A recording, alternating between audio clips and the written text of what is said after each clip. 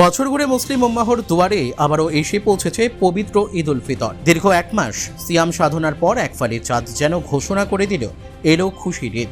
রমজান মাস জুড়ে সংযম, ধৈর্য ও আত্মশুদ্ধির যে শিক্ষা, তারই পরিপূর্ণতা এই পবিত্র উৎসব। ঈদের আনন্দ শুধু নতুন পোশাক বা সুস্বাদু খাবারের মধ্যেই সীমাবদ্ধ নয়, বরং একে অপরের প্রতি ভালোবাসা, সহমর্মিতা ও ভ্রাতৃত্ববোধের মধ্য দিয়েই এর প্রকৃত তাৎপর্য প্রকাশ পায়।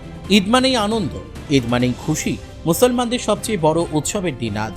শনিবার সকাল থেকেই দেশ জুড়ে ঈদের আমেজ ছড়িয়ে পড়ে।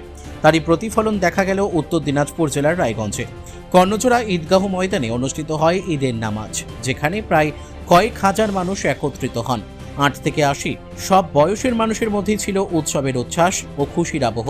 নামাজ শেষে একে অপরকে আলিঙ্গন, শুভেচ্ছা বিনিময় এবং শান্তি ও সম্প্রীতির বার্তায় মুখর হয়ে ওঠে গোটা এলাকা। সামাজিক সম্প্রীতি ও ভ্রাতৃত্বের এই বার্তা আরও একবার স্পষ্ট করে দিল ঈদ শুধু ধর্মীয় উৎসব নয়, এটি মানবিকতার এক অনন্য উদযাপন।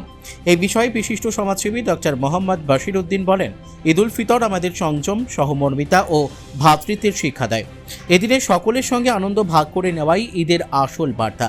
हम लोगों ने एक महीना भर रोज़ा रखा, 30 रोज़ा रखा और 30 तरावी पढ़ी। और अल्लाह का ये फरमान है कि जो ईद तरावी और रोज़ा रखता है उसका मुआवजा और उसका बदला आज ईद के दिन भी अल्लाह तबारक व तआला बराह रास्त खुद ही अता फरमाता है। उसका जज़ा और बदला पाने के लिए आज हम सब कोई मुसलमान दारुल ईदगाह रहमतिया मैदान में, कर्णजोरा ईदगाह रहमतिया मैदान में सभी को मिलकर हाजिर आए और ईद की नमाज़ हम लोगों ने अल्लाह ताला का शुक्रिया अदा करते हुए हम लोगों ने ईद की नमाज़ अदा की। और मौसम भी बहुत अच्छा रहा। सभी कोई मिलजुल कर हम लोगों ने ईद की नमाज़, आज खुशी का दिन है, खुशी का त्यौहार है। और हम लोगों ने ईद की नमाज़ के बाद पूरे देश वालों के लिए और मुल्क के लिए अमन व अमान के लिए हम लोगों ने दुआ की और अल्लाह ताला हम लोगों की दुआ को ज़रूर कबूल फरमाएगा। इस टाइम हमारे इस जमात के सभी अरकान कमेटी सभी कोई यहाँ हाजिर हैं, मौजूद है। और हमारे साथ हमारे पेश इमाम भी यहाँ हाजिर हैं और दीगर इलाकाई सारे लोग यहाँ मौजूद हैं इस वक्त।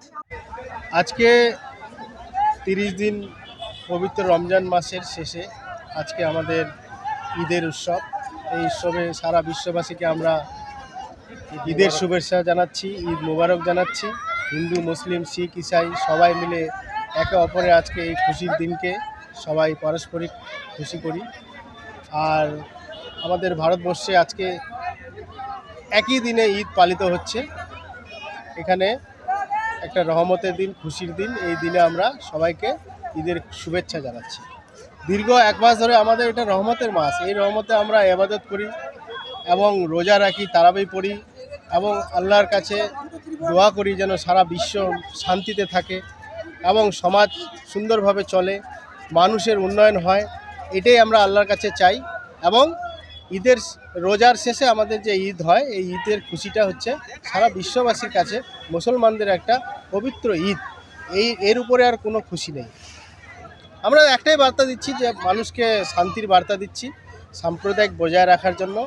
ঈদে সবাইকে, হিন্দু, মুসলিম, শিখ, ইসাই সবাইকে সামিল হওয়ার জন্য এবং এই ঈদের ঈদ মোবারকটাকে যেন সবাই একটা খুশি হিসাবে পালন করে। রায়গঞ্জ থেকে রামকৃষ্ণ দাসের রিপোর্ট, কুলিক নিউজ।